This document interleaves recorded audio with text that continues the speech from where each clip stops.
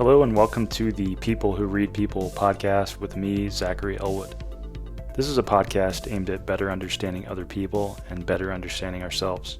You can learn more about it at behavior-podcast.com. On today's episode, I talked to philosopher and political theorist Robert Talisse about his book, Sustaining Democracy, which has the subtitle, What We Owe to the Other Side. In my opinion, this is one of the best books on depolarization. Of all the books I've read, Talisse was capturing some of the same underlying concepts that I wanted to communicate with my depolarization book, making a convincing case for why politically passionate people should care about toxic political polarization, and talking about the inherent difficulties of being a democratic citizen.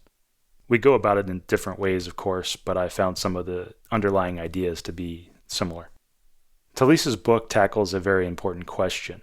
How can we engage in politics and democracy when we hold our political opponents in such low regard, when we view them as morally bankrupt and even dangerous?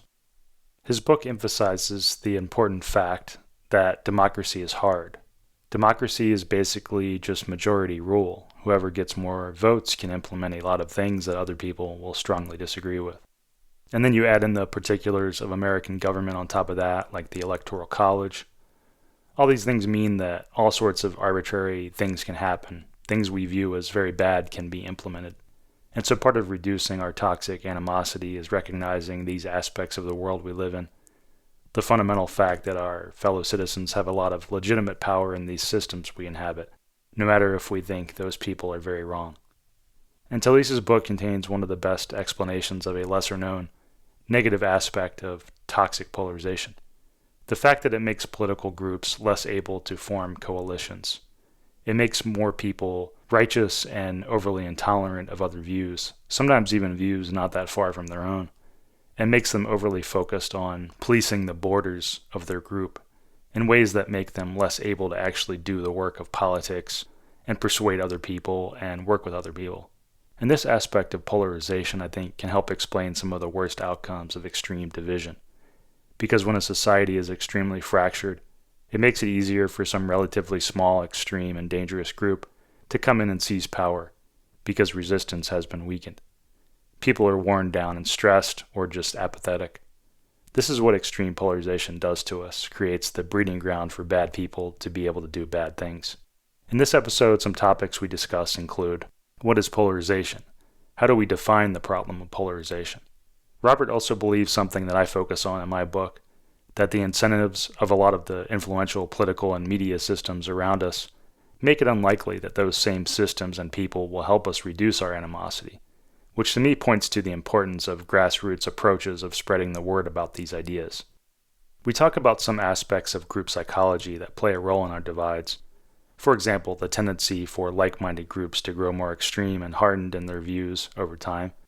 We talk about when Alexandria Ocasio-Cortez wore a dress with "Tax the Rich" on it, and Robert gives some thoughts about how us versus them polarization dynamics affected the debate about that on the liberal side. We talk about how our political animosity can make us more likely to start acting in some of the aggressive, biased ways that we dislike about the other side, how it can make us into hypocrites, forgiving bad things that we and our allies do while judging the same behavior very harshly when it's present on the other side. We talk about common objections people have to seeing extreme polarization as a big problem. If you enjoy this episode, I recommend checking out some past episodes about political polarization that I have in the library. You can find a compilation of the politics-related ones on my website, behavior-podcast.com. This conversation was recorded a couple months ago. Since Robert and I talked, I've released my own book on polarization, which is called Diffusing American Anger, and that's available at american-anger.com. A little bit more about Robert Talisse. He's currently professor of philosophy and chair of the philosophy department at Vanderbilt University in Nashville, Tennessee, where he is also a professor of political science. Okay, here's the talk with Robert Talisse, author of Sustaining Democracy. What moved you to write this book? What were your motivations and what problems were you trying to solve? So the book, Sustaining Democracy, is the title, is a sequel of sorts to a book I published in 2019 which was called Overdoing Democracy.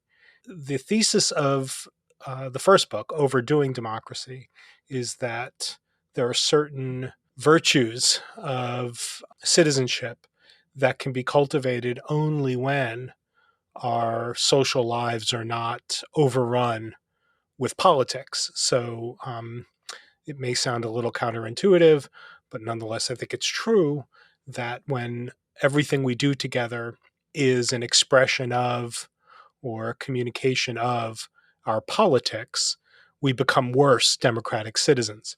That was the thesis of Overdoing Democracy. We need to sometimes do things together. We need to carve out space in our lives where we can do things together that are in no way organized around our political objectives.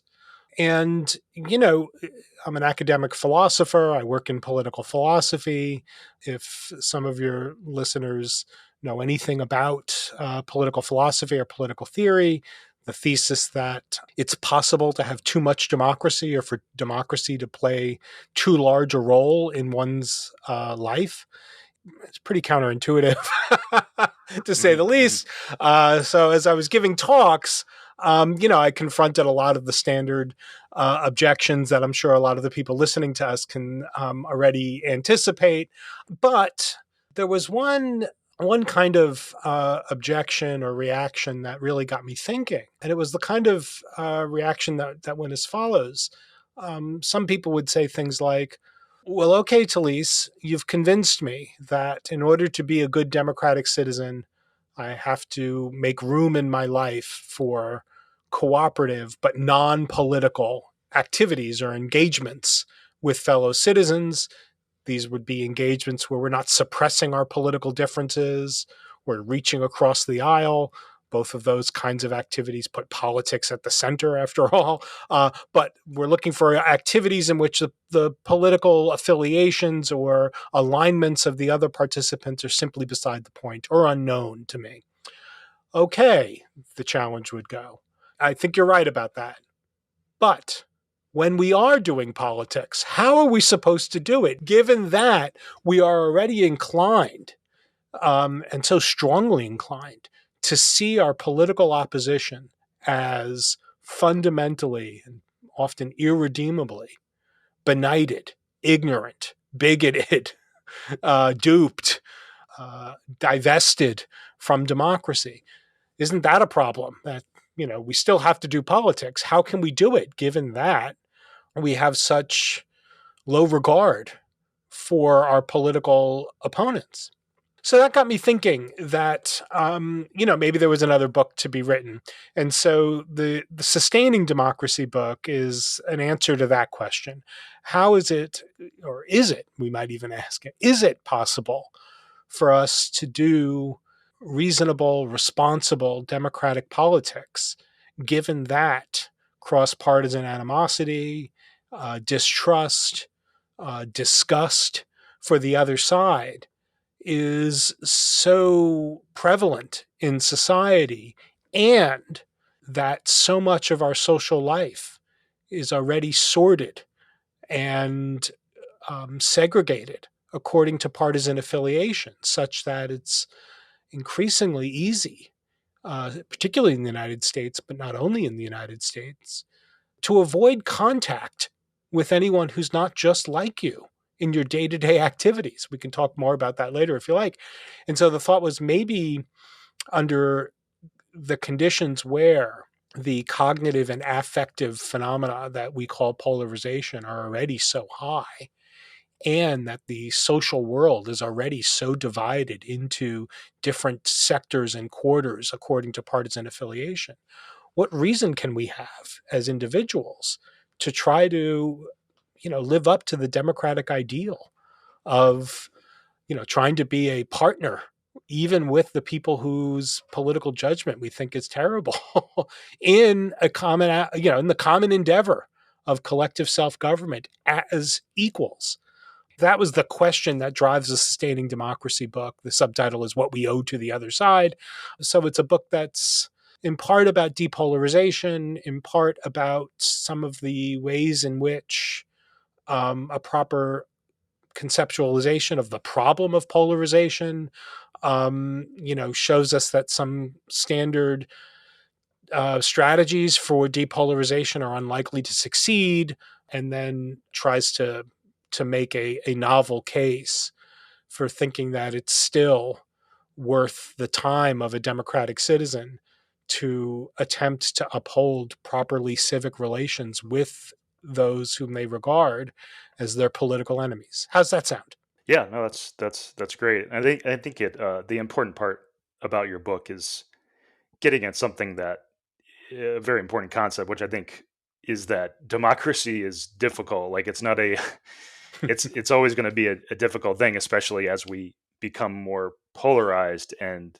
you're arguing for seeing that facing that difficulty head on, because I think in many people's minds, I mean, it almost seems to me like people become kind of spoiled in their thinking about what democracy is. Like they think it's just their version of what the world or what democracy should entail is like a continual progress of the things I believe are right. Right. Whereas the fundamental reality is that you're going to have political losses, even losses that you believe are very harmful to society, and that is a fundamental nature of democracy, because both sides will have narratives about the other side doing harm, and they will have understandable reasons for why they believe, even if we can very much disagree with them, we can understand the reasons why they can see the other side as doing harm in various ways. And I think that's why your concepts are so important, because I think democracy is difficult, and if we're going to survive and be a stable society, I think more people have to grapple with that fundamental difficulty. Would you agree with all that? Oh, I would agree with all of that. I think that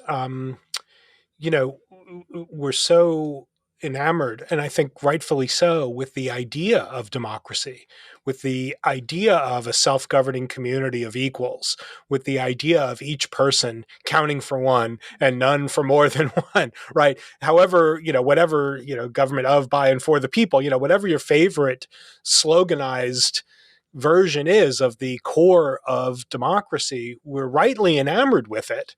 But even at its best, democracy is it's not an easy pill to swallow.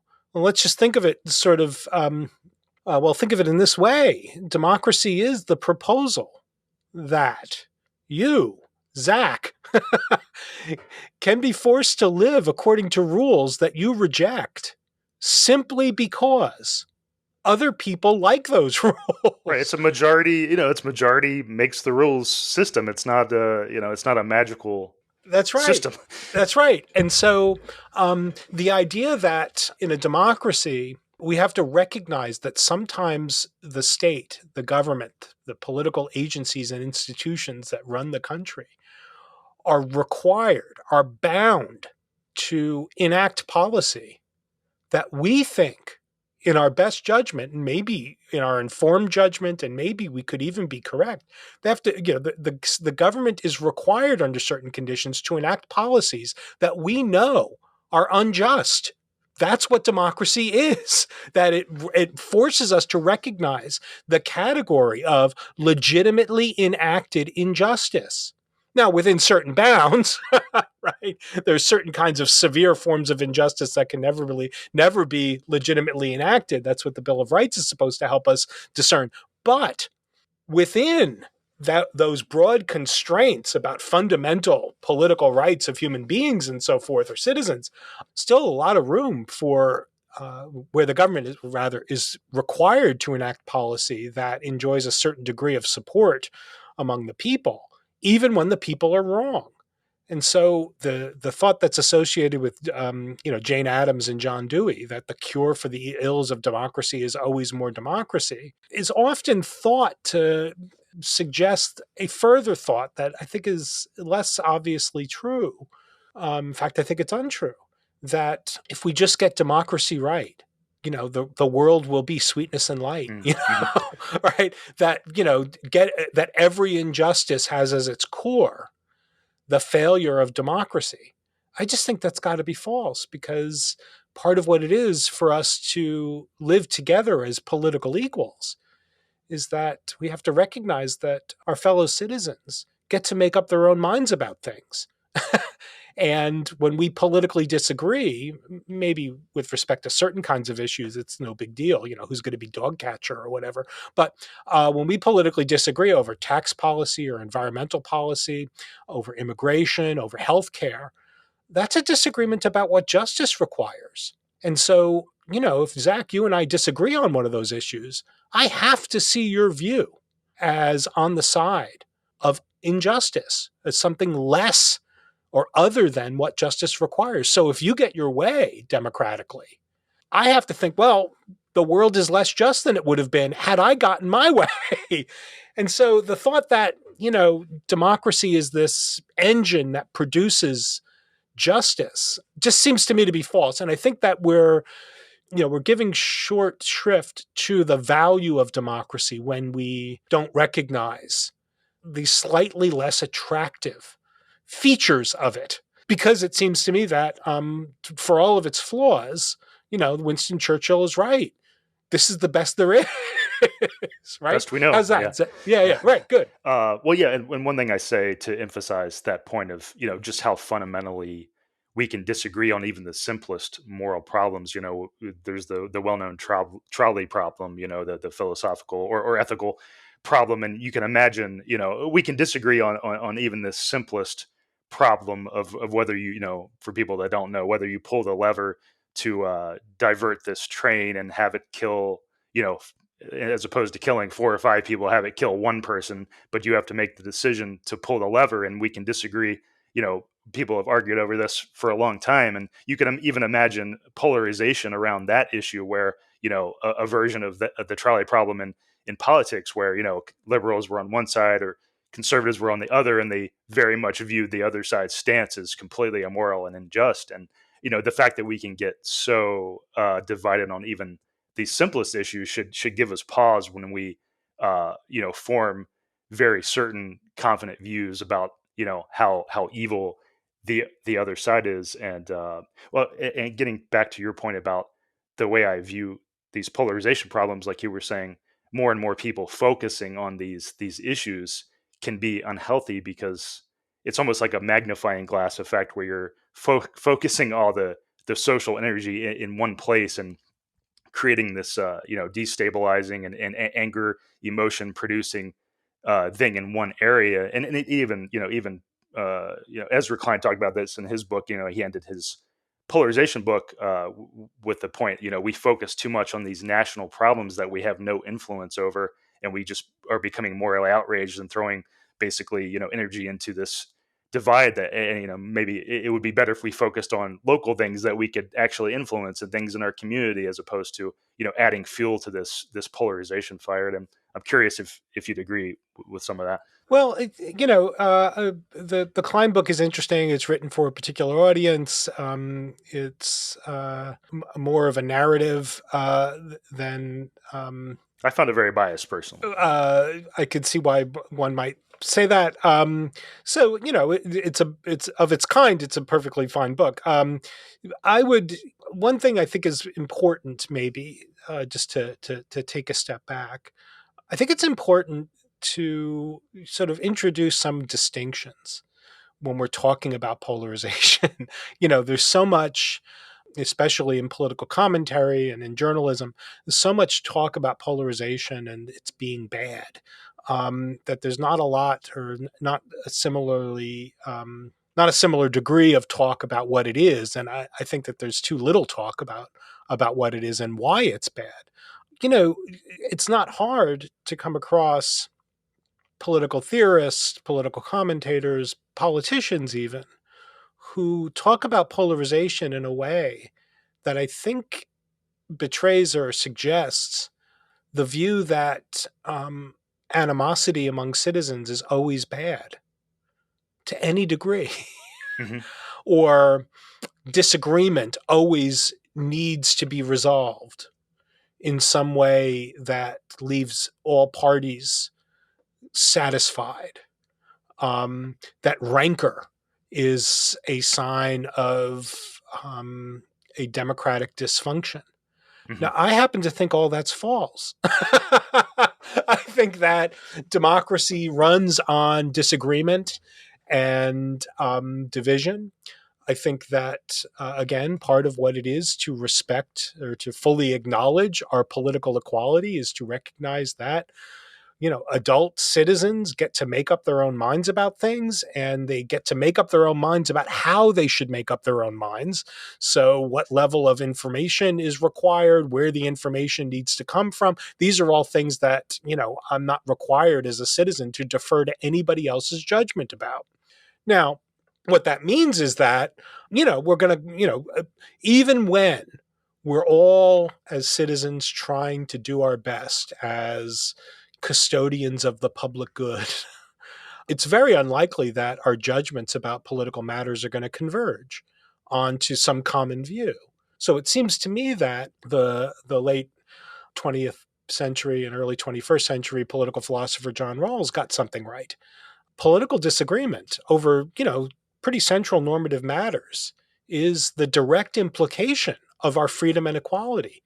It's not, therefore, a mark of some kind of political failing. In fact, Rawls said, consensus is suspicious. Right? It seems to me that disagreement is inescapable in a society of free and equal people. And it also seems to me that political disagreement is disagreement over pretty important values like justice and freedom, liberty, dignity, respect.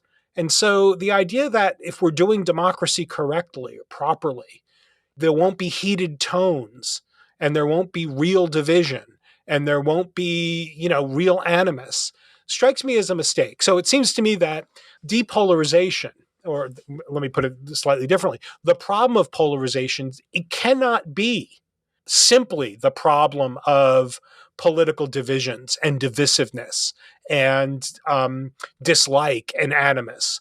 Some degree of divisiveness and animus and dislike is just a necessary part of politics when you're aspiring to realize the ideal of a society of free and equal self-governing citizens.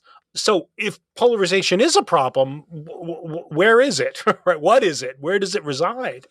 And I want to suggest that, the way to think about the problem of polarization is to say, well, polarization is the problem of, or the problem of polarization is better understood as follows. Too much of our political division is driven by cognitive and affective forces that don't track actual differences of opinion. Right. So, your listeners might be aware of this, but it always is worth repeating. Forget about parties and political platforms and party leaders and politicians. Forget about them for a second. The American electorate is no more divided over rubber hits the road political policy questions than it was in the 1990s. In fact, on a lot of pretty central questions of political public policy. In fact, with respect to a lot of the questions of political policy that were the main sites of political division in the 90s. Think about gay marriage in the 90s, right? Stem cells, the American electorate has actually come closer to consensus. That is, we're less divided over certain kinds of what were once very divisive issues, 30 years ago. We're less divided now. The problem in American politics at present is not that we have these deep divisions among the citizenry about what the government should be doing. It's that we believe that we have these deep divisions over what the government should be doing. And on the basis of the perceived or the assumed divisions of that kind, we dislike each other more. We distrust each other more. We walk around with caricatured versions of what the other side thinks and what they believe and how they live, despite the fact. So we dislike each other more, but have actually very, relatively less that divides us at the level of policy. That strikes me as the problem of polarization. It's that our perceived political divisions are a kind of mirage. How's that sound to you? Yeah, I think we're largely on the same page because in the book I'm working on, and sometimes in the podcast, I spend time like you know, defining the problem is important, and the problem, as you say, is not that we disagree or even strongly disagree. It's that the seeing the role of these negative emotions, you know, how we view the other side, the distorted views, not just about, you know, because there, like you said, there can be distorted views about how much the other side disagrees with us, the number of people that held X, you know, position.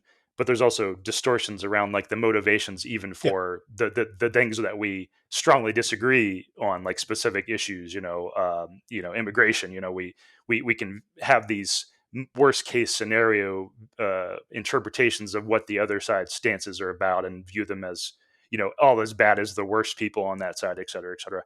So I think, you know, it's very important to define the problem, and I think one thing I say to, you know, I often say to politically passionate people to get them to see the wisdom of these ideas. And I think it's tough because, you know, the word depolarization is probably not the best word, because I think people interpret that to mean we're going to depolarize your beliefs and move your beliefs to some moderate state. And I think it's increasingly seemed to me it's not a great word, because that's how people interpret it. So it's not about changing their beliefs, or, as you say, their emotional investment in those beliefs and political goals, and willing to, you know, work hard towards things. It's about examining the role that these negative emotions play. And I try to tell people, you know, the politically passionate people, can you see how this anger, this dehumanization, that this worst case thinking about the other side helps create the very things we're angry about? And to give an example of that, James Druckmann and his colleagues had a study showing how higher levels of partisan animosity before COVID were later linked with more polarized, more extreme COVID stances on either side, like either being really for strong COVID, restrictions or practices, or being for super lax COVID reactions and stances. And this is just to say, you know, that it's helping make the case that our anger can be helping create and polarize, create the very things we're angry about, and helping like shift our beliefs, people's beliefs, to the outside based on that anger. And I'm curious if you think that's a persuasive argument to people that are politically passionate. Well, I mean, I think it's true. Now, sometimes good philosophical insight is not always does not always run in tandem with what's persuasive. Mm-hmm. But one thing just to say about the kind of research you were just citing, it also looks as if strong partisanship was positively correlated with over or underestimations of the kind of threat and severity. Mm-hmm. Mm-hmm. Right, exactly. Yeah, yeah. So not only was it in favor of the policies, it was it distorts our views of reality. That's good. So I think that's right. Now, let me just sort of again make a further distinction, given what Zach, you were just saying. We can talk about polarization as the sort of pulling apart of the parties, or pulling apart of the political units, the political movements, the conservatives, the liberals, the progressives, however you want to characterize it, you know, and the consequent falling out of the common ground between them, so that there's this chasm between the left and the right that doesn't seem bridgeable without somebody making a rotten compromise or conceding something to evil. There's that, and you know, maybe some degree of even that kind of divisiveness among political units like parties. Some degree of that seems to me to be not only inevitable in a democracy, but, you know, maybe a sign of democratic health. You know, after all, when you've got the parties that are sharply divided over identifiable issues, makes the job of the citizen figuring out where his or her allegiances lay, given that as a voter, you don't get to, the agenda is already set by the time you show up at the voting booth. It's like, yeah, well, you know, the party's making salient their differences by sort of focusing on their fundamental disagreements and their dislike for one another, make the job of being a voter a little bit easier. Now it's really clear, like, well, what party stands where on which issues that I care about. All that stuff becomes very explicit and salient. So some degree of that pulling apart of the two parties so that they stand in clear opposition, in part by each one signaling their dislike of the other side and their opposition to the other side, maybe some degree of that isn't bad. But as we were just saying, the affective and cognitive side of polarization, and what I would want to say are sort of distinct phenomena that are called polarization, is where I think the right diagnostic focus is. Because, again, it seems to me that the problem is that our political divisions, including the party divides, are kind of driven by a kind of hallucinated sense of who our fellow citizens are.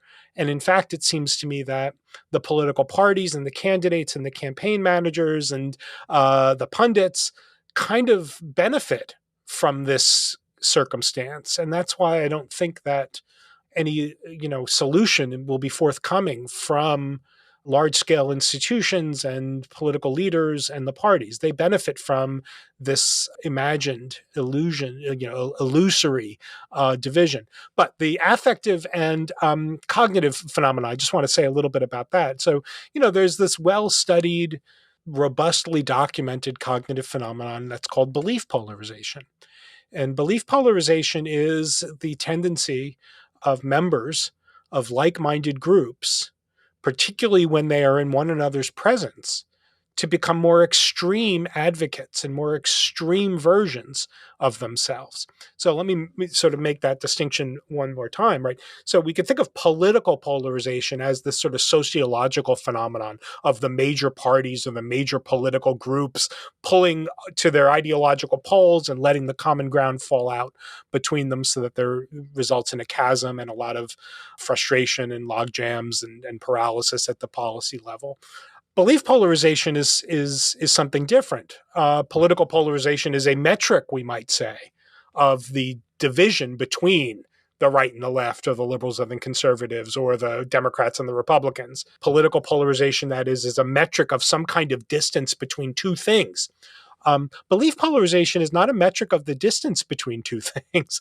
Belief polarization is a phenomenon that occurs within a like-minded group. If anything, it's a metric of the distance between your former and your present self.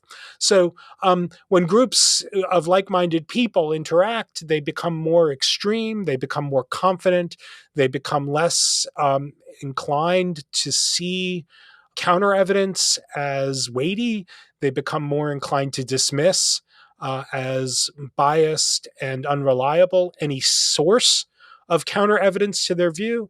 And even more importantly, as like-minded groups become, shift into these more extreme doxastic, that is, attitudes with respect to their beliefs, they also become more ready to act on the more extreme beliefs that they hold. So in something that some of your listeners will be familiar with, the phenomenon called the risky shift.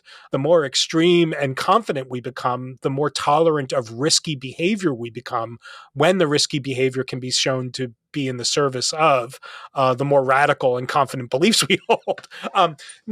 So like-minded groups become more extreme in their beliefs and their sort of cognitive attitudes. But at the same time, and for reasons that are not hard to discern, our more extreme selves are also more affectively negatively disposed towards anybody who's perceived not to be a member of the in-group, or not to be a member of our like-minded group. So as we become more extreme, we also become more distrustful of, more suspicious of, more likely to attribute negative character traits, negative intellectual traits, and untoward motives towards anybody we perceive to be on the outside of our group. So let me put the package together then. Interaction among like-minded people shifts us into adopting more extreme beliefs and cognitive stances towards our commitments. That makes us more ready to act on their behalf. But it also is positively tied with escalating negative emotions, negative affect towards anybody who's perceived to be outside our group. And so, this is, if you've been to high school, you know what this is. This is just cliques, right? And so, when groups become more extreme and more insular in the ways I just described, they also become more hierarchical, right? They become more and more reliant on tastemakers within the group to establish what it takes to be a member in good standing of the group. Belief polarized groups become more reliant on internal slogans and behavioral cues that signal to other members their allyship. They begin to dress alike. They begin to pronounce certain words in the same way. In fact, you could already see this. I'm not sure, Zach, if you're aware of some of this research about the pronunciation of words having a partisan valence. Do you know this? I've seen. Yeah, I've seen yeah. that, So yeah, right. It shifts lots of things. Yeah, yeah, right. So if you're listening to somebody on the news and you're wondering if where their partisan affiliation lies, wait for them to say the name of the country, IRAQ. Iraq or Iraq, and I don't even have to say where the where the partisan identification lies in that. Iran and Iran. Iran is a clear signal. The pronunciation Iran is a clear signal that you're dealing with somebody who's a liberal. So the thought that is that these heavily belief polarized groups become, not only more extreme but more insular, more hierarchical. And ultimately, they become increasingly fixated on policing the borders between the in-group and the out-group. And I think that strikes me, maybe, Zach, you're on the same wavelength there, that strikes me as politically counterproductive.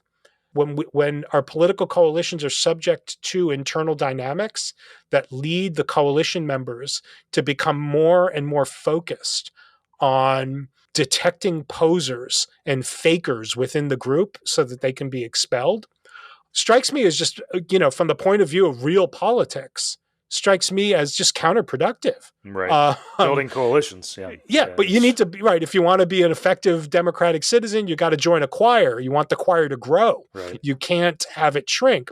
And so, it looks to me like polarization isn't only what I want to even say, and in the Sustaining Democracy book, one of the central pillars of the argument is that, the dysfunction of polarization is not properly located within the animosity for the other side, the divisiveness towards the other side, the disgust and distrust with the other side. I mean, those might be problems too. But part of the problem of polarization is the impact it has on our alliances. It makes us less able to be a member of a successful political coalition. Can I just give one real quick example that, I have some initial, mainly anecdotal data about in the form of a couple of online threads. But, Sure. Zach, you may remember, 2 years ago, whatever it was, the Met Gala where Alexandria Ocasio-Cortez wore a dress with a slogan on the back of it. Do you remember the slogan? Yeah, it was something about doing something to the rich or something. Tax the rich. Oh, right. Yeah. Okay, so she was wearing this very elegant dress, and it had in big red letters, looked like it was painted, to even spray painted, tax the rich.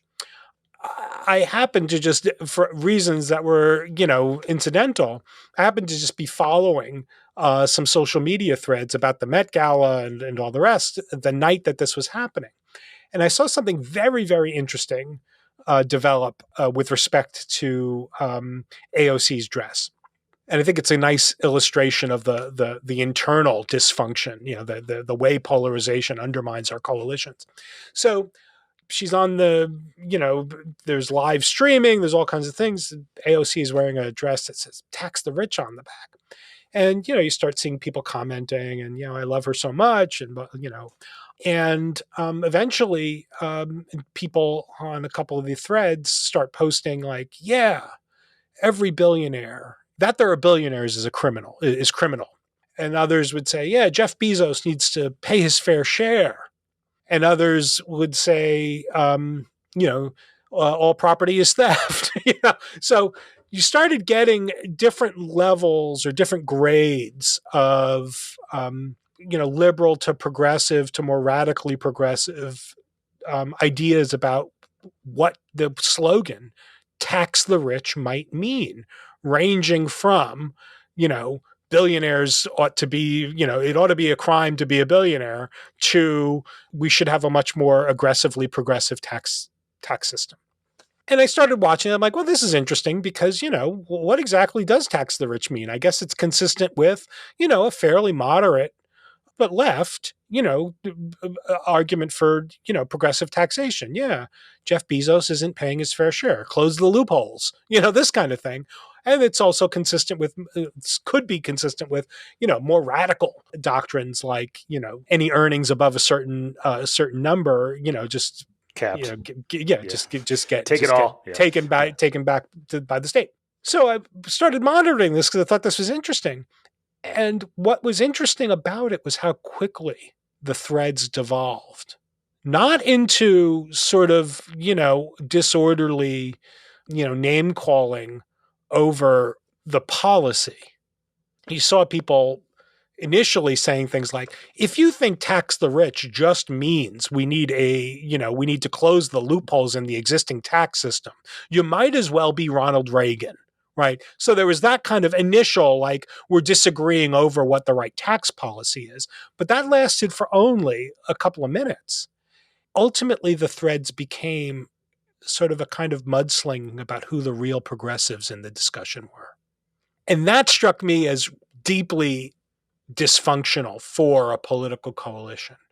It's like, when the fact that we disagree, we all want something to change. We could say the participants in this discussion all wanted something to change about the tax structure. And they wanted changes in the tax structure that moved in a progressive lefty kind of direction. But they gave up on the discussion of what the right tax policy should be and embraced a different discussion. Who is the real progressive? And that just looked to me, okay, well, this is no way to achieve any political goal, is to succumb so quickly to the tendency to give up on the substantive discussion and then just try to establish the borders between the authentic progressives and the posers. Mm-hmm. That's what polarization does to us. That's what I loved about your book. Yeah, I really liked your focus on the hidden, basically the less discussed aspects, negative aspects of this, us versus them polarization, and how it makes, the groups more fractured and more contentious, even within amongst people that are quite politically aligned. And we can see, that you gave a great example, and it's like, if we can see this in so many ways on the left and the right.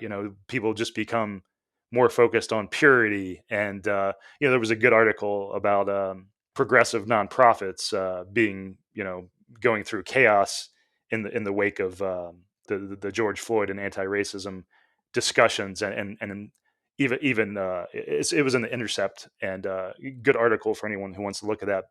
But it was just an example of how even amongst people that are quite politically aligned, we become unable to form coalitions, and politics for people that actually want to get something done is about forming coalitions. And I think it's also related to the saying, perfection being the enemy of the good. Your sense of perfection being the enemy of actually getting something practical done, and both sides become more and more fractured in that way, and people become less willing to speak up about to the more polarized and angry people in their group, which I think gets back to the, how I would say, our us versus them animosity helps create some of the very problems that upset us, because the more that we give power to the more angry and highly polarized, the more that gives power to the highly polarized on the other side who have a lot of anger, and so on and so on.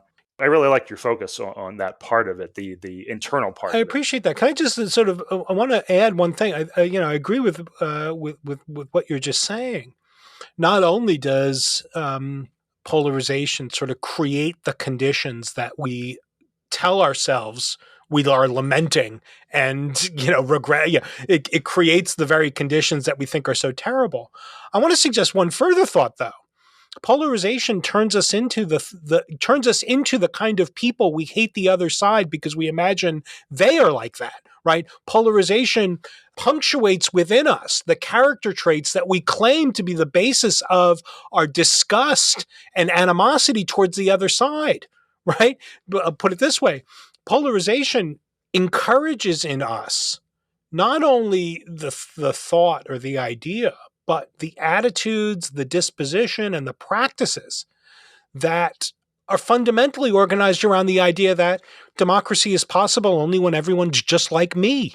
And that strikes me as a fundamentally anti-democratic idea, that there can only be democracy when people are just like I am. It's fundamentally anti-democratic to think that. But that's what polarization does. And often we find ourselves in that heightened state of belief and affective polarization because we're engaged sincerely in democratic activity. Mm-hmm. So yeah, like you say, it's counterintuitive and a bit yeah, it's hard to examine. Yeah. It's hard to solve for a reason, because so many of the things I think we don't have analogies for. Like, we have a lot of analogies to the natural world, but I feel like this is such a human dynamic that's very unique, that it's hard to for us to understand the complexity of how these dynamics work.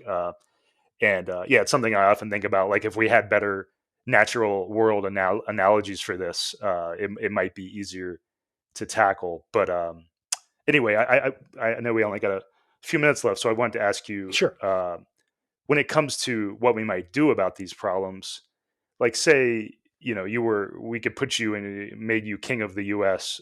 For a while, and you were given full reign to combat this problem.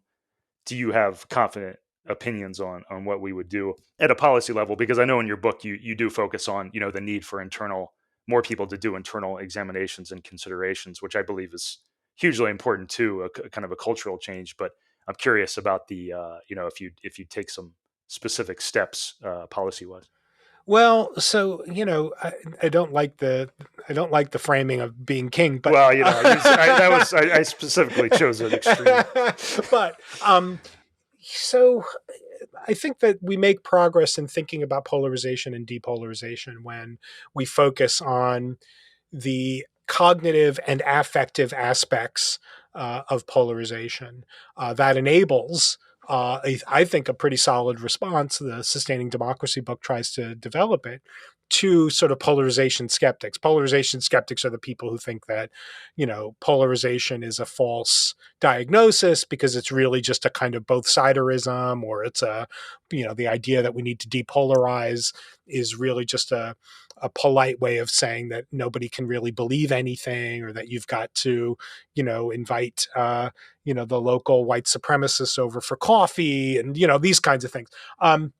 When you focus on the internal dynamics of polarization, the way in which polarization undermines our capacity to be members of a functional democratic coalition, I think then you get just a different kind of argument for why we need to start thinking about depolarization, which is that, yeah, if you want to pursue justice, you want to see justice done, you've got to hold a coalition together. And polarization, forgetting about the people who are your oppositions or your opposition or your obstacles, polarization doesn't go away when you start ignoring your opposition. It just turns you against your political allies. Now, So two very quick things. I think it's important to realize that polarization doesn't get fixed. It's not something that can go away. Polarization in its cognitive and affective dimensions are just part of our cognitive makeup and affective makeup as the kinds of creatures that we are. So the task is not to fix polarization or to eliminate it or to eradicate polarization. It's to manage it, and to keep it within constraints that render it not so dangerously toxic as current levels of polarization in that affective and cognitive sense. The degree to which that affective and cognitive sense of polarization has become toxic. We need to contain that and constrain it in certain ways.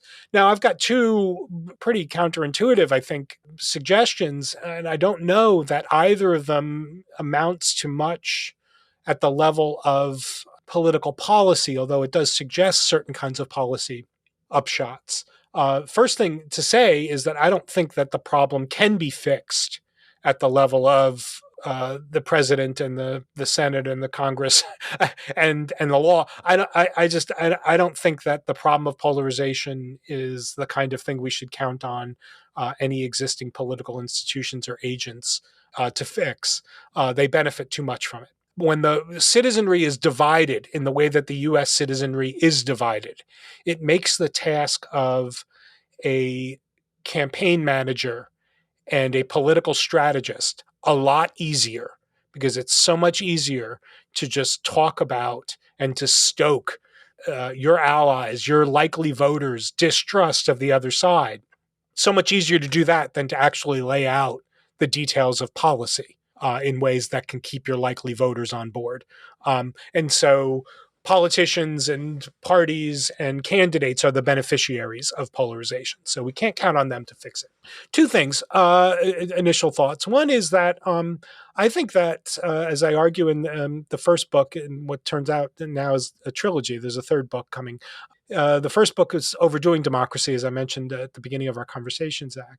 And there I said, look, we need to reclaim segments of social space, regions of our social environment for engaging in activities where we're cooperating with others but don't know what their politics are like. That's not suppressing political difference. That's just doing something where politics is beside the point. The fact that I'm sure many listeners have found what I just said puzzling. There could be an activity that I'm engaging with others that's cooperative and politics is beside the point. What in the world could that be?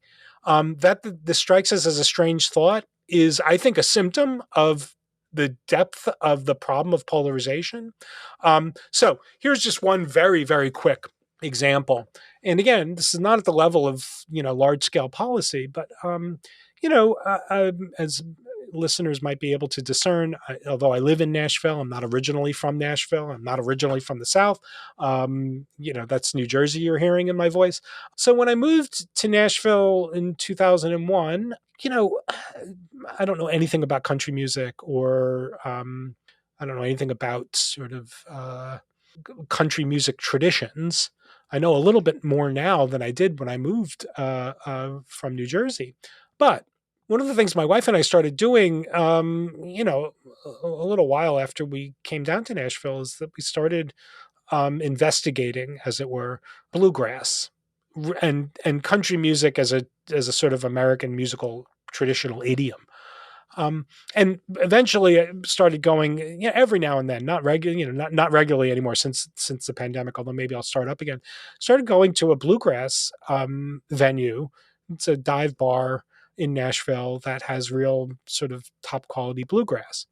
Now, part of what was interesting about that activity is that, you go to the venue, don't know a lot about the idiom of this style of music. I know some things about music. I don't know anything about this particular idiom. But because the place is just sort of like, you sit down at a table and whoever's sitting down next to you is just somebody, it could be a stranger.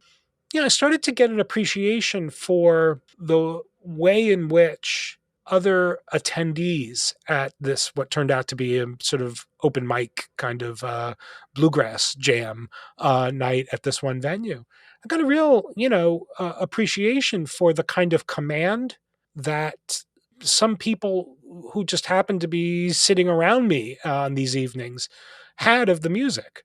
Where, you just be sitting there and you're listening, the guy, stranger, sort of leans over and says, "Oh, the mandolin player's great grandfather wrote this song."